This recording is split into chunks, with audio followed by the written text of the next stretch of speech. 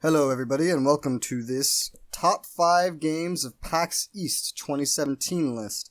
I've never made a list like this before, I've never made a video like this before, so this should be fun. Last weekend I went to PAX East. It was the second time I've ever been there, and I got to see a lot of really interesting looking games. I got to get a hands-on experience with a lot of them. There were a lot more that interested me as well, but I never got a chance to play them because the lines were so long.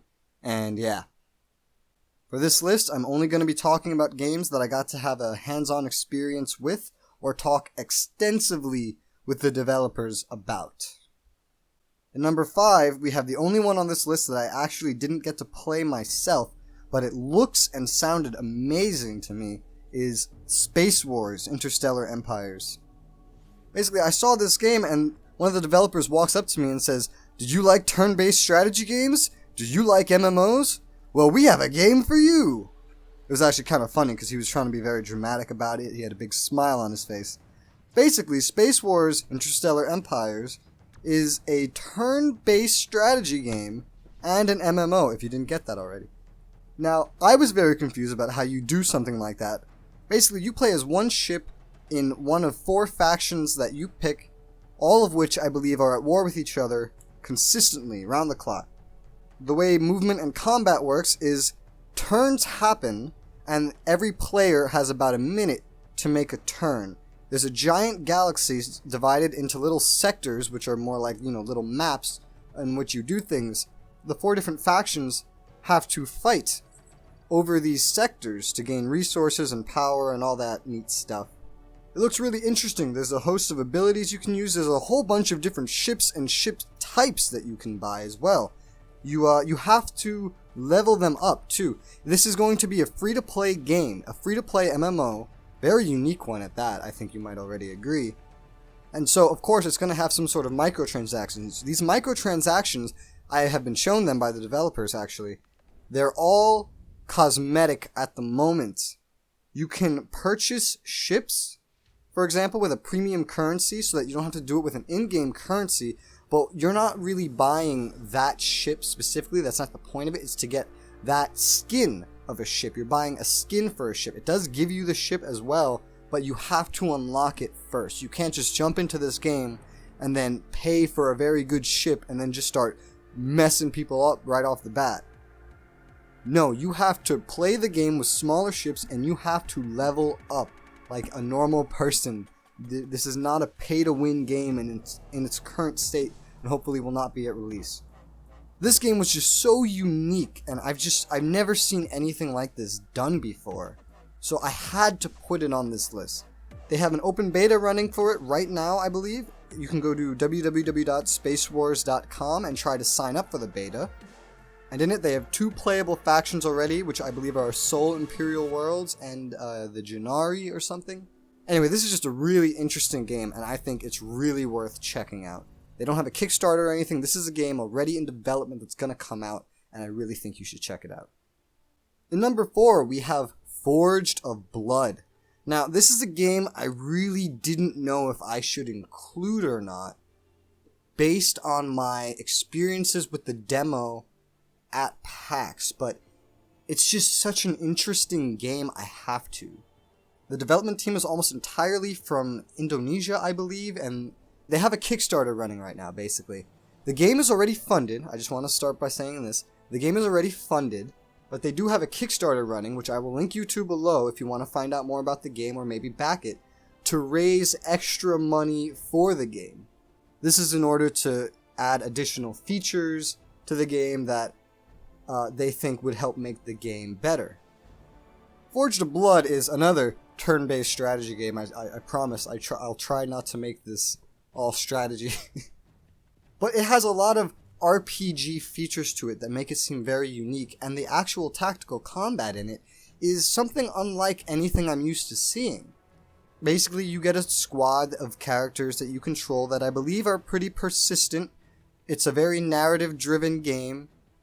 You get to make a lot of choices. There's a lot of dialogue that you can make. You make choices and earn stats that help shape your character and how people view your character. You'll be able to make decisions with long-lasting consequences, which is very interesting. There's a very in-depth spellcrafting system even, where, what was the number? It was like 3,800 and something different unique effect combinations for these spells. There's like a limitless amount of spells you can make. And by the way, never underestimate spellcasters in this game. I tried playing the demo and I really underestimated the enemy spellcaster, and I got my ass handed to me. One spellcaster can ruin your life if you don't, just charge him and kill him first. It is a very hard game, I noticed. Maybe it's just because I only played it once, and it skipped to Act 2. The demo took place in the second act of the game. Maybe it was just extra hard, but I don't know. Basically, you get to customize all of your characters with 9 different weapon types and weapon ability skill trees, 6 general ability skill trees. You get to customize your group of characters any way you want, which is great. The way the turn-based strategy portion of it works is very interesting. It's not the typical, you have X amount of movement points and you can attack type of system. It's more of, you have different types of moves at your disposal. I believe there was a standard move, a quick move, and some other type of move. Basically, these are like 3 different types of movements you get per turn.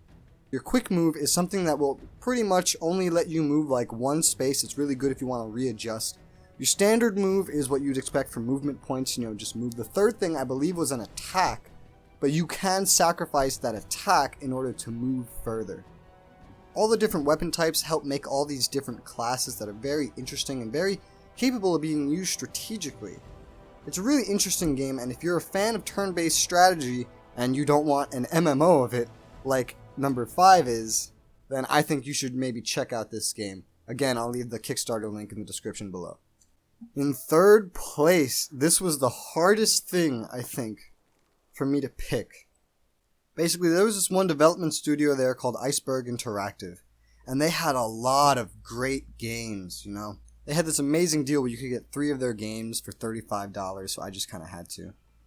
And I didn't know which one to pick for this, but the one I did pick is Oriental Empires, which is, I'm sorry, another strategy game. And yes, it's a turn-based strategy game, but looking at it, you wouldn't think it is. It's very similar to Total War with the way the map works. Just imagine Total War, you're ruling your country, you have all these different ways to run your empire, the far more in-depth diplomacy feature from what I've seen, but the battles are not controlled like Total War. They seem to try to make it more like a Paradox interactive game and add a lot more to the empire management and control, but then take out the RTS feature of the battles and take on something a little more realistic. Instead, you can give your armies orders before a fight starts. You can basically tell them how to behave, Should you have the archers harass and then run away? Should you just charge right in no matter what? You give them a guideline of how to fight pretty much, and they will work based off that guideline. And once you end your turn, any and every fight that's happening in the world will take place simultaneously in real time, and you can just zoom in and out of the map and actually watch them all happening if you want. Now this is great for someone like me because I love strategy, but I hate micromanagement. The act of controlling all your troops, somehow just giving them these direct orders and having them respond like in a snap in this extremely unrealistic way, I hated that. So this game really speaks to me. I did like to watch the battles as they happened. It was very interesting.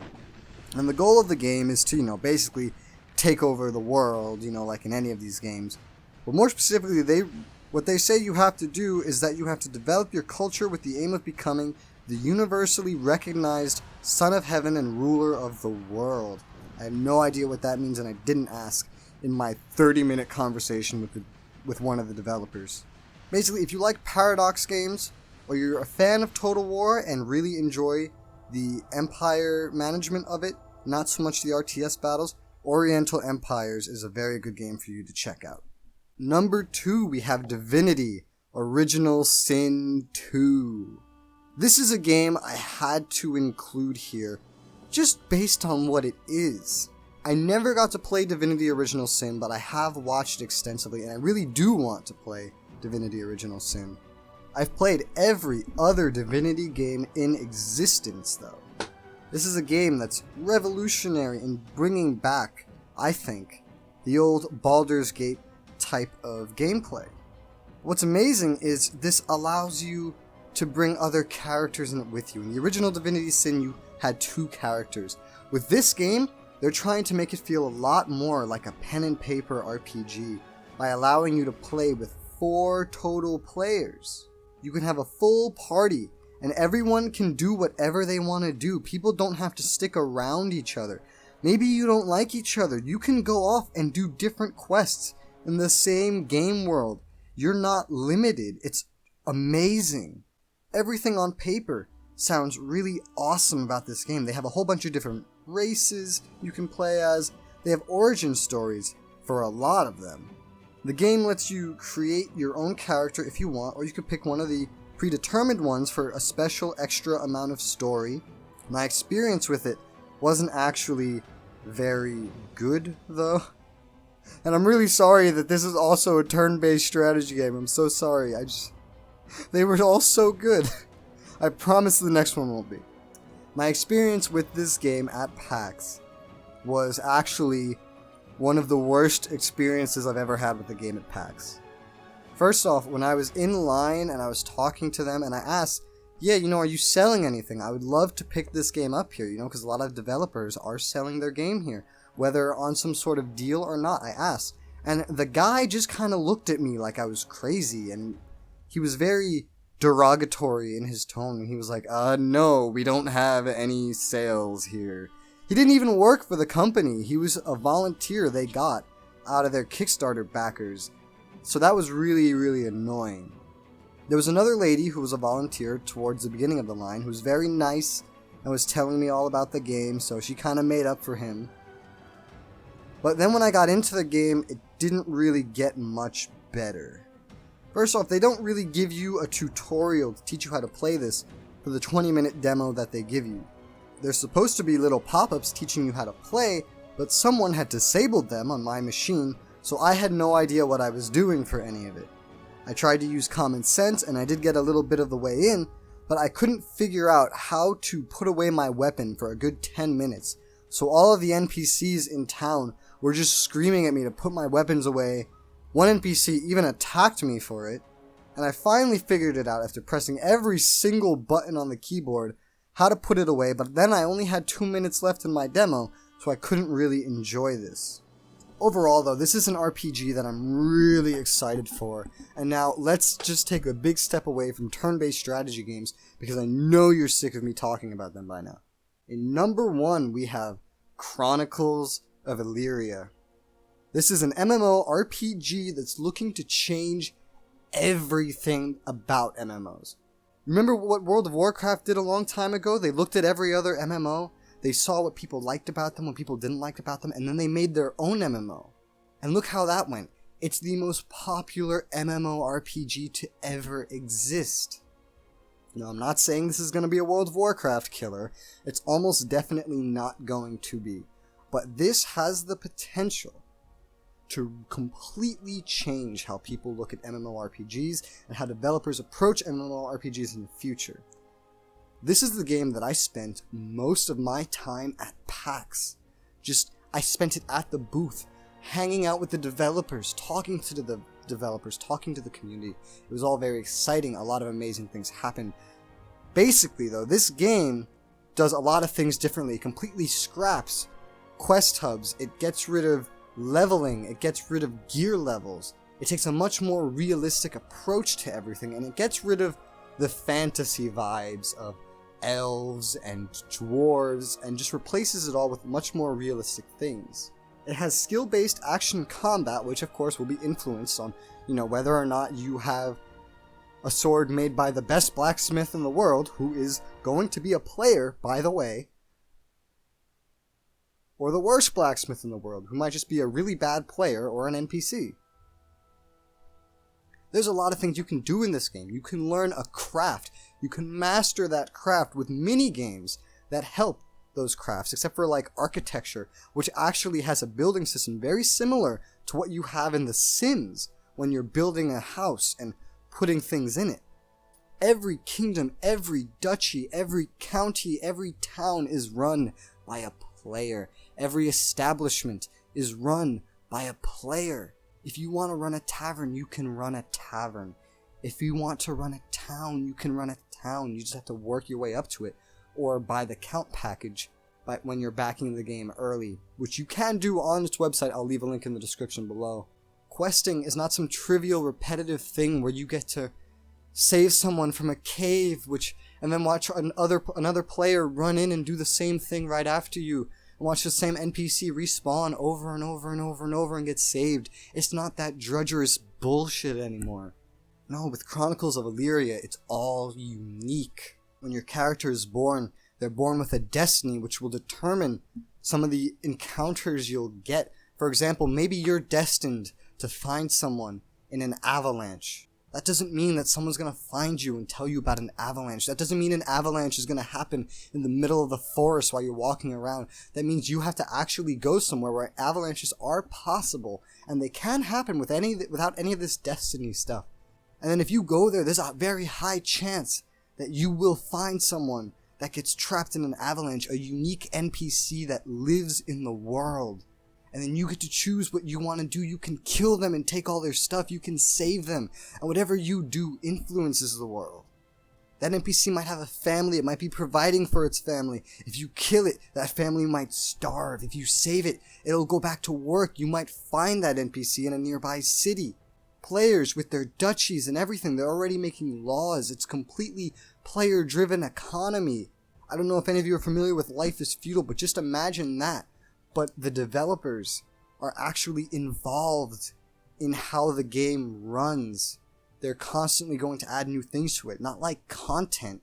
Not like, an expansion pack. No, they're going to add new technology based on what people are researching. Because you can research and invent things in this game, and the developers will add things based on that. The other forms of questing involve generated quests based on what is happening in the world. Maybe there's a group of bandits harassing people out in the forest. Maybe a lot of people have been victimized by them. They could be players. You can go and you can find people complaining about them, and someone will offer you payment, and the game will even pay you in story points if you want to take on a quest like that. If you go hunt them down, story points which can be redeemed to earn a whole bunch of different types of stuff, which I'd explain, but that would take far too long for this video. You can make your own dungeons, you can tunnel, you can make a city underground if you want, you can make a treehouse city, you can be little Ewoks living in the trees. This is an amazing looking game and I love it. It has parkour, again the entirely skill-based combat, everything is skill-based, nothing is RNG, nothing is based on gear level, and there is no grinding. This is an MMO I think you should all really check out if you like MMORPGs or if you like survival games, because it has survival aspects. Nothing stupid like, I have to go take a shit. No, but real things like, I'm starving, and then your character adapts. If you don't eat enough, your character will get skinnier. If you eat too much, he'll get fat. This will affect your stats. If you're an adventurer, you'll gain a lot of muscle just based on what you do. If you're a blacksmith, you'll probably have really strong arms. If you just sit around all day and do nothing, then you're probably going to be a skinny or fat piece of shit that... No, I don't know. Basically, I'm just very excited about this game, and I think you should all check it out. This is my #1 game of PAX East, and I really hope I see it there next year too. Anyway, those are my top 5 games from PAX East. I really hope this helped. I'm considering making a discussion video as well where I can talk about all of these games and more in depth, maybe kind of like a podcast. But for now, I hope this helped. I hope you found something new that you like. Thanks for watching, and I'll see you guys on the next one.